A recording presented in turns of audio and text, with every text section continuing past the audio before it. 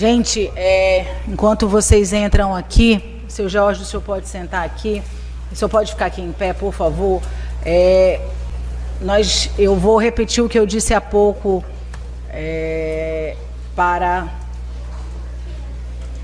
Vou pedir só o silêncio, tá, gente? Podem entrar, aguardar o julgamento, aqui a prolação na leitura da sentença, mas eu vou pedir silêncio absoluto. E eu também queria advertir para que seja sempre aberto à sociedade a participação nesses julgamentos assim tão emblemáticos, né? Eu peço respeito e o silêncio pela decisão dos senhores jurados que estão aqui de forma muito árdua, há 22 horas trabalhando conosco. Tanto a acusação quanto a defesa fizeram seus papéis respectivos. Evidentemente, durante essas 22 horas, houve aqui e acolá uma entidade, alguma coisa assim, mas eu acredito que a gente conseguiu contornar com êxito e todo mundo, de forma muito profícua, fez o seu papel nesta data.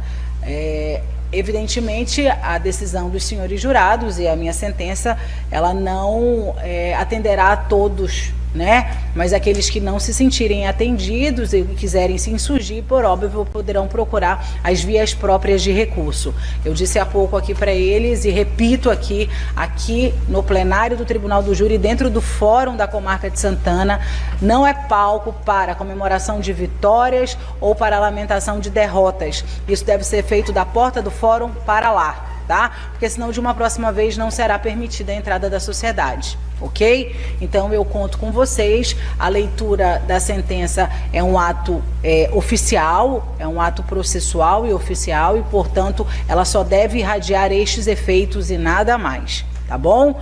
Quem quiser comemorar, que comemore lá fora. Quem quiser se lamentar, que também o faça lá fora, tá bom? O último ponto é que, evidentemente, a sentença e toda a condução do julgamento procurou e se balizou pelos princípios constitucionais, pelas garantias que são asseguradas ao seu George, que está aqui respondendo por um fato, tão somente, e não pela vida dele, né? A gente sempre lida pelo direito penal do fato e não do autor, tá? Vamos lá. Submetido a julgamento perante o júri popular, o Conselho de Sentença, por maioria de votos, após responder positivamente aos quesitos da materialidade e autoria, negando o atinente à absolvição, bem assim ao privilégio e à semi-imputabilidade, e também reconhecendo as 3 qualificadoras constantes da sentença de pronúncia, condenou o réu George de Oliveira Correia pela prática do crime incerto no artigo 121, parágrafo 2º, inciso 2, 4 e 6 do Código Penal. Sendo o veredito soberano, passo a dosagem e individualização da pena. Esclareço que eu utilizaria a qualificadora atinente ao feminicídio para alterar a capitulação delitiva, qualificando-a. No mais, a culpabilidade tida como reprovabilidade da conduta ultrapassa consideravelmente o básico para essa espécie de delito. O réu não apenas agiu com dolo direto, mas imbuído de exacerbado propósito homicida e com extrema frieza. Apesar das tentativas de demovê-lo por parte da família da vítima e da mudança de telefone pela ofendida, com vistas a cortar definitivamente qualquer contato com o acusado, este decidiu de maneira resoluta por prosseguir com o crime bárbaro de uma forma bestial e desumana. Essa determinação em prosseguir com a ação em circunstâncias tão absurdas e que causam asco e repúdio a qualquer pessoa sã confere maior reprovabilidade à sua conduta. De se registrar que o réu desferiu 4 golpes de faca na vítima, número considerado elevado, bem como as direcionou a regiões letais, circunstâncias que, acaso não acarretassem a sua morte, poderiam deixá-la tetraplégica, mormente porque atingiu a cervical e causou lesão raquimedular. De mais a mais, deixou a arma do crime encravada no corpo da vítima. Em tempo, não se pode ignorar o tamanho da faca que utilizou para perpetrar a conduta delituosa. Quanto aos antecedentes, constata-se que o réu não ostenta condenação penal transitada em julgado, tampouco qualquer outro registro criminal. Também não existem elementos que sejam capazes de aferir a conduta social negativa do acusado. A ausência de sentimento humanístico e traços de simulação merece assim ser valorada em seu desfavor. Repercute em sua personalidade, sendo necessário que se considere desfavoravelmente tal circunstância. A obsessão do acusado, retratada nos prints de mensagem acostadas aos autos, dá conta de sua possessão, com traços de ameaças e a já ponderada resistência em aceitar o término do relacionamento e deixar com que a vítima seguisse sua vida. Digno de registro ainda, as ameaças perpetradas pelo denunciado contra a ofendida e seus familiares, a exemplo exemplo da tia da vítima, que reverberam até a presente data no seio familiar. No que tange às consequências do crime, a toda evidência ultrapassaram o previsto ou esperado como resultado.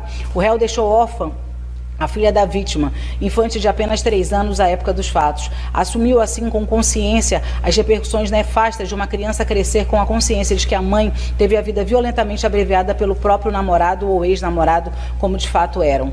Por certo, esse trauma duradouro terá sérias repercussões na formação de sua personalidade, na organização de suas relações interpessoais e até mesmo na definição de sua confiança na humanidade. Forte nessas razões, exaspero a pena por esta circunstância. Não se ignora que, em regra, a orfandade é a consequência lógica e natural do delito de homicídio, já estando incluída na gravidade abstratamente prevista no tipo penal. Todavia, à luz do caso concreto, pelas considerações mencionadas, o raciocínio é diverso. Não bastasse a vítima possuir apenas 20 anos, fazia faculdade e finalizaria sua graduação no corrente ano, e exercia, junto aos avós, um papel importante de cuidado e atenção.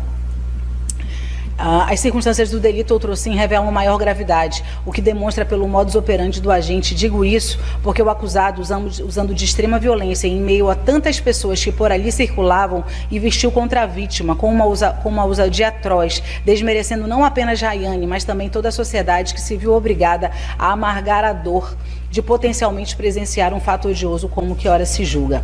O motivo do crime foi torpe, repugnante, abjeto e vil, considerado que fruto de ciúmes ou apenas quanto à possibilidade da vítima contrair um novo relacionamento. Nesse particular, cabe ressaltar que a iterativa jurisprudência da Corte Superior reconhece com muita tranquilidade e compatibilidade da coexistência do motivo torpe com o feminicídio, eis que um tem caráter objetivo e outro subjetivo, inexistindo, portanto, bis in idem. Mas deixarei para usá-lo na segunda etapa dosimétrica como agravante específica que é: não há que se falar em comportamento da vítima para a ocorrência do evento. No particular, esclareço que se refere à fixação da pena base, é ser disso que a lei não impõe a observância de qualquer critério lógico ou matemático para quantificar o grau de aumento ou de diminuição da pena diante de circunstâncias judiciais desfavoráveis. Em outros termos, ao promover a individualização da pena, deve o magistrado pautar-se nos primados da proporcionalidade e da razoabilidade, buscando aplicar a reprimenda necessária e suficiente para o atendimento da dupla finalidade da sanção penal. Mas sugere a jurisprudência dominante, o que vem adotando também em casos semelhantes, a fração de aumento de 1/8 para cada circunstância presente, ficando o juiz, porém, atrelado aos limites mínimo e máximo abstratamente previsto no preceito secundário da infração penal, exatamente o que é efetivado na hipótese vertente. Assim, considerando-se que 4 circunstâncias judiciais foram valoradas negativamente, quais sejam culpabilidade, personalidade, consequências e circunstâncias do crime, e aplicando-se o critério supracitado de aumento de pena base, conclui-se que a pena mínima de 12 anos devem ser acrescidos 9 anos, razão pela qual a pena base será de 21 anos de reclusão. No mais, estão presentes 2 agravantes reconhecidas pelos jurados, quais sejam o motivo e o fato de ter sido crime cometido sem que a vítima pudesse esboçar qualquer reação defensiva.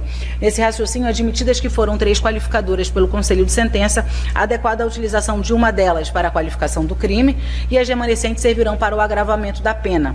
Logo, reconheço as agravantes previstas no artigo 61, inciso 2A e C do Código Penal, porque o crime foi cometido por motivo torpe com recurso que impossibilitou a defesa da vítima. Ainda nessa fase, compensa o agravante relativo ao motivo torpe com a atenuante da confissão, o que se mostra em consonância com o entendimento assentado acerca do tema.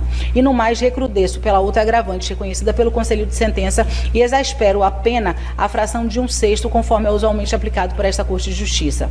Fixo assim a pena intermediária em 24 anos e 6 meses de reclusão. Por fim, ausentes causas de aumento e diminuição, mantenho a pena no mesmo patamar anterior. Em face da pena aplicada, fixo o regime inicial fechado para o cumprimento da sanção consoante diretriz incerta no artigo 33, parágrafo 2º, alineado do Código Penal. Não há falácia em substituição da pena privativa de liberdade por restritiva de direitos, tampouco em suspensão condicional da pena, pois ausentes os requisitos legais incertos nos artigos 44 e 77 do Código Penal. Não é o caso de detração, conquanto o réu esteja preso há aproximadamente 2 anos e 6 meses, o cômputo desse quanto da pena em nada resvalará na progressão de regime, o que é possível ao juiz de conhecimento.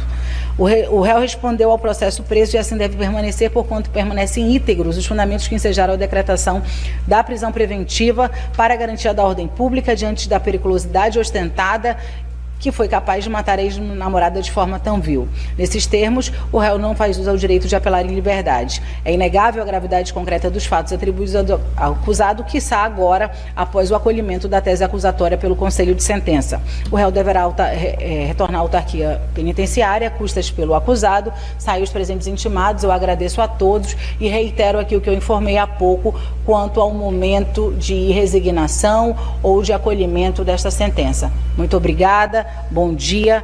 Eu encerro essa sessão às 6 horas da manhã.